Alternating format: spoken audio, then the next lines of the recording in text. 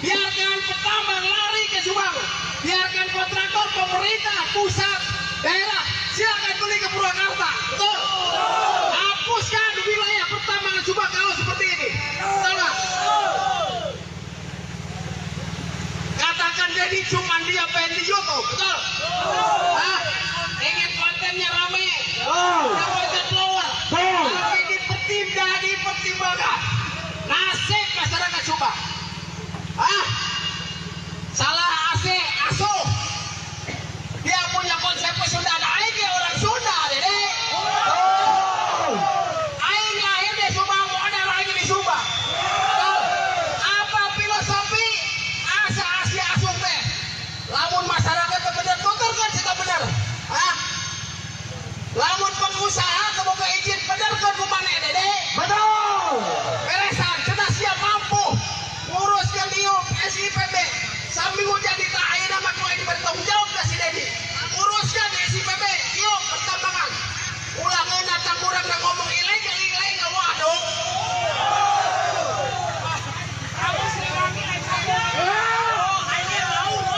Ayah disebut raja konsep kerajaan di Indonesia.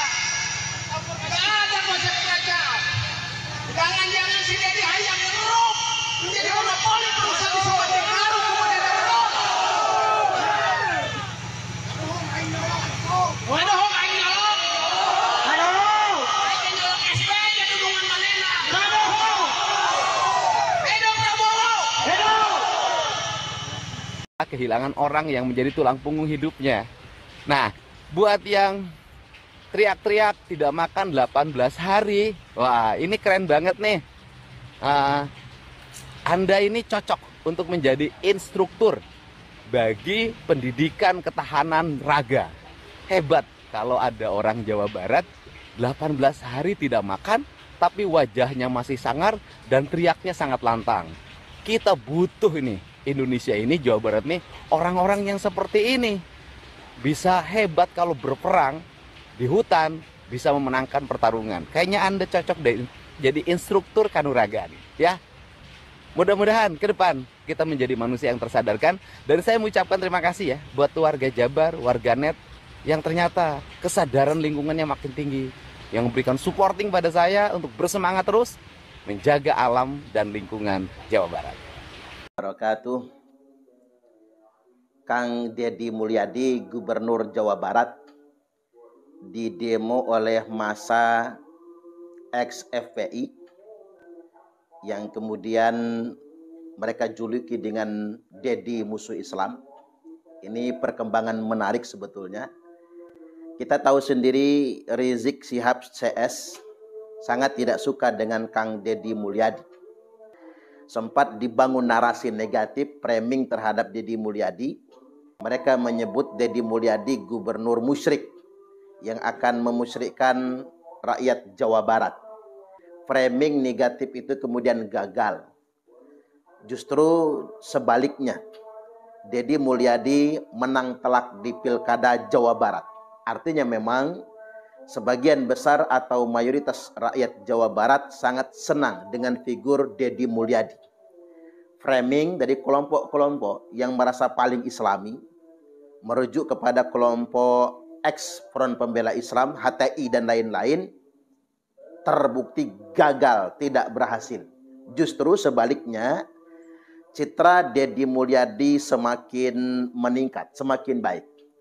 Beliau merepresentasikan sebagai wakil rakyat Jawa Barat, merepresentasikan umumnya masyarakat Jawa Barat, yakni figur yang betul-betul mengayomi, yang sangat populis.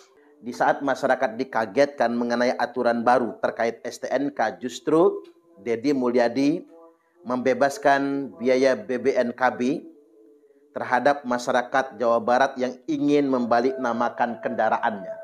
Kebijakan yang sangat populis ini dan serentetan kebijakan-kebijakan yang lainnya membuat Deddy Mulyadi semakin dicintai oleh rakyat Jawa Barat. Dan satu hal yang sangat mengagetkan dan mengejutkan, sekaligus menggembirakan, Gubernur Deddy Mulyadi menertibkan bangunan-bangunan liar yang tak berizin. Termasuk pondok pesantren Rizik Syihab di Megabendung. Pondok ini bukan cuma tidak berizin, tapi juga dibangun di atas lahan yang peruntukannya bukan untuk pesantren atau bangunan lainnya, tapi diperuntukkan untuk perkebunan. Artinya langkah berani yang dilakukan oleh Deddy Mulyadi ini membuat Rizik Syihab CS terusik. Nah, gara-gara inilah kemudian mereka menggelari Gubernur Deddy Mulyadi sebagai musuh Islam. Ini kan lucu. Mengapa kemudian orang-orang ini gampang betul mengatasnamakan Islam dan gampang betul menuduh orang lain sebagai musuh Islam? Saya sebagai umat muslim, sebagai bagian dari Islam, tidak merasa demikian. Jadi kita ini harus mengantisipasi adanya sekelompok orang yang gampang betul mengeksploitasi Islam. Mereka gampang sekali mengatasnamakan Islam, membela Islam dan lain sebagainya, tapi demi kepentingan kelompok mereka, bahkan demi kepentingan politik kelompok tertentu. Yang ini harus kita antisipasi. Sederhana saja sebetulnya. Ketika Rizik Syihab diberi gelar imam besar umat Islam yang mana yang menjadikan dia sebagai imam besar? Setelah kita telusuri ternyata ini skenario Hizbut Tahrir Indonesia untuk mengglorifikasi Rizik Syihab agar menjadi pahlawan, agar representatif mewakili umat Islam, mereka beri gelar dengan sebutan imam besar umat Islam. Enak aja.